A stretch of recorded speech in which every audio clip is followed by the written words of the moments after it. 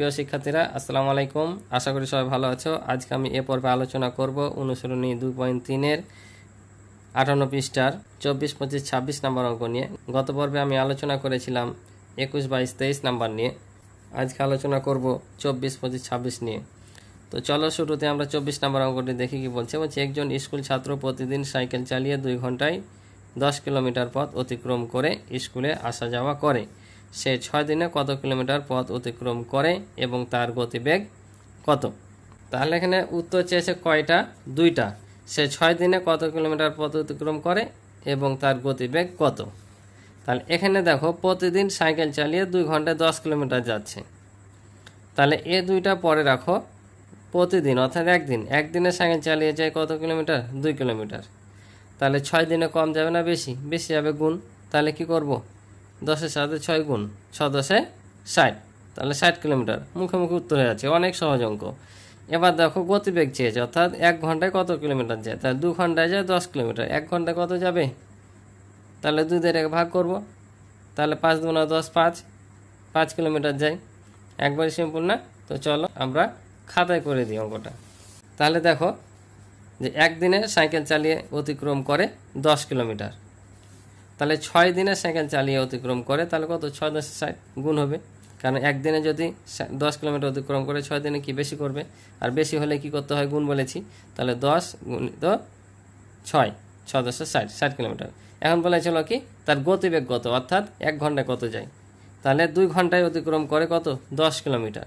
তাহলে 1 ঘন্টায় অতিক্রম করবে, কম না বেশি? কম করবে, তাই 2 দিয়ে ভাগ। তাহলে 5 10 50, অর্থাৎ 5 কিমি। ঠিক আছে? তাহলে এখানে দুইটা উত্তর হবে। 6 দিন অতিক্রম করেছে তোমার 60 কিলোমিটার এবং তার গতিবেগ হচ্ছে 5 কিলোমিটার পার ঘন্টায়। এ দাগটাকে বলে পার ঘন্টায়, অর্থাৎ 1 ঘন্টায় 5 কিলোমিটার অতিক্রম করে। তাহলে কি সহজ অঙ্ক না? অতি সহজ অঙ্ক। আশা করি বুঝেছ। তো পরবর্তী অঙ্ক আমরা দেখি। পরবর্তী অঙ্ক 25 নাম্বার হচ্ছে রবিন দৈনিক 10 ঘন্টা করে হেঁটে 12 দিনে 480 কিলোমিটার অতিক্রম করে। দৈনিক 9 ঘন্টা হেঁটে সে কত দিনে 360 কিলোমিটার অতিক্রম করতে পারবে? তাহলে এখানে কি বলেছে যে 9 ঘন্টায় সে কত দিনে 360 কিলোমিটার পথ অতিক্রম করতে পারবে। এই অঙ্কটা দেখো আমরা যতগুলো অঙ্ক করেছি, এদিকে বাম পাশে একটা সংখ্যা ছিল, ডান পাশে একটা সংখ্যা ছিল। ঠিক আছে? কিন্তু এখানে দেখো 3টা সংখ্যা দেওয়া আছে, 1টা 2টা 3টা। এর আগেরগুলো তো 3টে ছিল, কিন্তু এখানে বলেছিল একই পরিমাণ বা সময়টা একই রকম ছিল, এখানে সমপরিমাণ। যেমন এই যে 23 নম্বর অঙ্কটা দেখলে বুঝতে পারবা যে এখানেও 6 ঘন্টা ছিল, এখানেও 6 ঘন্টা। ঠিক আছে? এখানেও 6 ঘন্টা, এখানেও 6 ঘন্টা। আবার 18 নম্বরে দেখো এখানেও 10 জন ছিল, এখানেও 10 জন ছিল।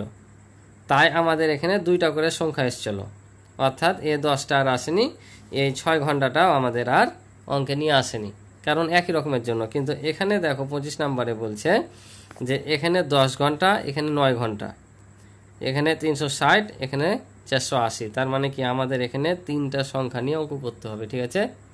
3টা সংখ্যা নিয়ে অঙ্ক করতে হবে, অর্থাৎ 10 ঘন্টা যদি 12 দিনে হাঁটে এত কিলোমিটার, তাহলে 9 ঘন্টায় সে কত দিনে 360 কিলোমিটার অতিক্রম করবে। তাহলে এখানে আমাদের উত্তরও চেয়েছে কি? উত্তর চেয়েছে কত দিনে, দিন বের করতে হবে। তাহলে আমাকে দিনটাকে ডান পাশে রেখে আমাদেরকে এই লাইনটা সাজাতে হবে। ঠিক আছে? তাহলে কি লিখবো? যেহেতু আমাদের দিন উত্তর চেয়েছে, এই 12টাকে রাখবো কোন পাশে? ডান পাশে, আর এই দুটাকে বাম পাশে রেখে সাজাবো। তো চলো করি, তাহলে বুঝতে পারবা। তাহলে 10 ঘন্টা করে 480 কিলোমিটার অতিক্রম করতে পারে কত দিনে? 12 দিনে। ঠিক আছে? 12 দিনে। অতএব 1 ঘন্টা করে 1 কিলোমিটার অতিক্রম করতে পারে। এই জায়গাটা একটু তোমরা মনোযোগ সহকারে দেখবা, অতি সহজে তোমাদের আমি বুঝিয়ে দেব। এখন দেখো 10 ঘন্টা করে 480 কিলোমিটার অতিক্রম করতে পারে 12 দিনে। 10 ঘন্টা করে 400 কিলোমিটার পথ অতিক্রম করছে কত দিনে? 12 দিনে। এখন 1 ঘন্টা করে যদি 480 কিলোমিটার পথ অতিক্রম করে, তাহলে সময় বেশি লাগবে না কম লাগবে? একটা পরে দেবো, এটা দিয়ে চিন্তা করো যে 10 ঘন্টা করে 480 কিলোমিটার অতিক্রম করছে 12 দিনে। এখন 1 ঘন্টা যদি করে যদি 480 কিলোমিটার পথ অতিক্রম করে সময় বেশি লাগবে না কম লাগবে? বেশি লাগবে না? কারণ দেখো 10 ঘন্টা করে হাঁটছে 480 কিলোমিটার, তাই সময় লাগছে 12 দিন। তাহলে 1 ঘন্টা করে যদি হাঁটে তাহলে 12 দিনে হাঁটতে পারবে, সময় বেশি লাগবে। তাহলে বেশি হলে কী করতে হয়? গুণ। তাহলে এটার সাথে এটা কী হবে? গুণ হবে। তাহলে 12 গুণিত 10। এখন দেখো 480 কিলোমিটার পথ অতিক্রম করছে কত দিনে? 12 দিনে। তাহলে 1 কিলোমিটার পথ অতিক্রম করতে সময় বেশি লাগবে না কম? বলো তো, কম সময় লাগবে না? তাই এটা কি হবে? ভাগ হবে। এবার 9 ঘন্টা করে কত? 360 কিলোমিটার পথ অতিক্রম করতে পারে। এবার এখানে চিন্তা করো, দেখো তাহলে এখানে 1 ঘন্টা করে যখন 480 কিলোমিটার পর হাঁটছিল তখন সময় বেশি লাগছিল। এখন 9 ঘন্টা করে যদি তোমার 480 কিলোমিটার পথ হাঁটে তাহলে সময় কম লাগবে না বেশি? অবশ্যই কম সময় লাগবে, কারণ 1 ঘন্টা যদি 480 কিলোমিটার পথ অতিক্রম করতে কথার কথা 15 দিন লাগে, তাই 9 ঘন্টা করে যদি হাঁটে সময় কম লাগবে। তাই এটা কী হবে? ভাগ হবে। অর্থাৎ 12 গুণিত 10, 480 গুণিত কত? ভাগ যেহেতু হবে সেহেতু নিচে আসবে, ঠিক আছে? যদি ভাগ হয় নিচেরটার সাথে গুণ হবে, আর গুণ হলে ওপরেরটার সাথে গুণ হবে, ঠিক আছে? এখন দেখো 360 কিলোমিটার, 1 কিলোমিটার যখন অতিক্রম করছিল তখন সময় কম লাগছিল, তাই ভাগ আছে। এখন 360 কিলোমিটার অতিক্রম করতে সময় বেশি লাগবে না কম? বেশি লাগবে না, কারণ 1 ঘন্টা করে যদি হাঁটে তাহলে সময় কম লাগছে। আর যদি 360 কিলোমিটার হাঁটতে যায় তাহলে কি সময় বেশি লাগবে, ঠিক আছে? তাহলে এটা কি হবে? গুণ হবে। অর্থাৎ বেশি সময় লাগার কারণে গুণ হচ্ছে, তাই উপরে যাবে, ঠিক আছে? এখন কাটাকাটি করো। দেখো কাটাকাটি যদি করি তাহলে আমরা এখানে 0 আর 0 প্রথমে কাটিয়ে দেবো, ঠিক আছে? এবার 9 দ্বারা 36কে ভাগ করলে 4 নাম হয় 36। কাটাকাটি মানে কি? যে একই রকম সংখ্যা দিয়ে ওপর নিচকে ভাগ করতে হবে, তারপর যেটা ভাগফল পাবো সেটা বসিয়ে দেবে। তাহলে 9কে 9 দিয়ে ভাগ করলে 1 হয়, বসালে হবে, না বসালে হবে। আর এখানে যদি 9 দিয়ে 36কে ভাগ করি 4 নাম 36, ঠিক আছে? এখন যদি আমরা এই 12 দিয়ে 48কে কাটাই তাহলে এখানে কি হয়? 12 × 12, আর এখানে 4 × 12 = 48, ঠিক আছে? 4 × 12 = 48, তাহলে ভাগফল পেলাম 4। এ 4-এর সাথে 4 আমরা কাটিয়ে দেব, ঠিক আছে?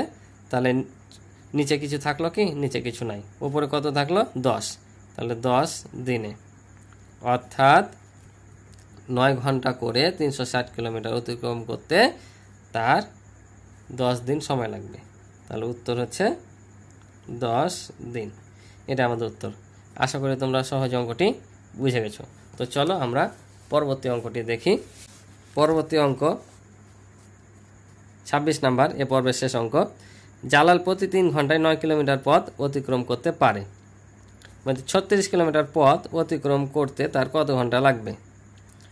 জালাল প্রতি 3 ঘন্টায় 9 কিলোমিটার পথ অতিক্রম করছে, 36 কিলোমিটার পথ অতিক্রম করতে তার কত ঘন্টা লাগবে? ঘন্টা চেয়েছে এখানে, ঠিক আছে? ঘন্টা। তাহলে আমি বলেছিলাম প্রথমে অ্যানালাইসিস করতে হবে যে উত্তর কোনটা চেয়েছে। তাহলে আমাদের উত্তর চেয়েছে কত ঘন্টা। তাহলে আমাকে সাজাতে হবে কী হবে? 9 কিলোমিটার পথ অতিক্রম করতে পারে কত ঘন্টায়? 3 ঘন্টায়। অর্থাৎ 36 কিলোমিটার পথ অতিক্রম করতে তার কত সময় লাগবে?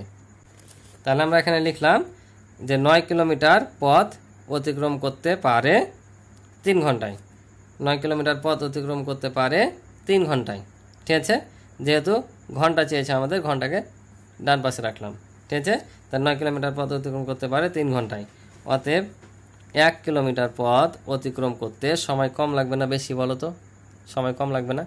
9 কিলোমিটার অতিক্রম করতে সময় লাগছে 3 ঘন্টা। তাহলে 1 কিলোমিটার পথ অতিক্রম করতে কি 3 ঘন্টা লাগবে? সময় কম লাগবে। তাহলে এটা কী করবো? সময় কম লাগার কারণে ভাগ হবে। অতএব কত বলেছিল? 36 কিলোমিটার। তাহলে 36 কিলোমিটার পথ অতিক্রম করতে পারে। তাহলে বেকার বলো, 1 কিলোমিটার যদি সময় কম লাগে তাহলে 36 কিলোমিটার পথ সময় কম লাগবে না বেশি? বেশি লাগবে। কারণ 1 কিলোমিটার যদি কম লাগে 36 কিলোমিটার কি বেশি লাগবে? কারণ 1 কিলোমিটার পথ অতিক্রম করতে যা সময় লাগবে 36 কিলোমিটার পথ অতিক্রম করতে কি লাগবে? বেশি লাগবে। তুমি চিন্তা করো, তুমি 1 কিলোমিটার পথ অতিক্রম করতে তোমার কত সময় লাগবে, আর 36 কিলোমিটার সময় যদি যাও, 36 কিলোমিটার পথ যদি যাও কত সময় লাগবে? বেশি লাগবে না? তাই এটা গুণ হবে। তাহলে গুণ হলে কি বলেছি? উপরেরটার সাথে বসবে, আর ভাগ হলে নিচেরটার সাথে। যেহেতু গুণ হবে তাই উপরেরটার সাথে বসবে, ঠিক আছে? তাহলে 9 দিয়ে যদি এটা কাটায় 4 নাম 36, আর নিচে কিছু নাই, উপরে 3 আর 4 থাকলো, 3 আর 4 গুণ করলে হয় 3 4 12 ঘন্টায়। ঠিক আছে, তাহলে 36 কিলোমিটার অতিক্রম করতে পারবে কত ঘন্টায়? 12 ঘন্টায়। এটাই হচ্ছে আমাদের উত্তর, 12 ঘন্টা। আশা করি তোমরা অঙ্কটি বুঝেছ। তো আজকে এ পর্বে এ পর্যন্তই ছিল। আশা করি তোমরা অঙ্কগুলো বুঝেছ।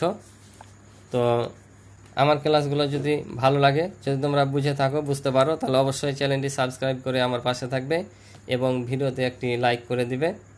তো আজকে এ পর্যন্তই। সবাই ভালো থাকো, সুস্থ থাকো। আল্লাহ হাফেজ।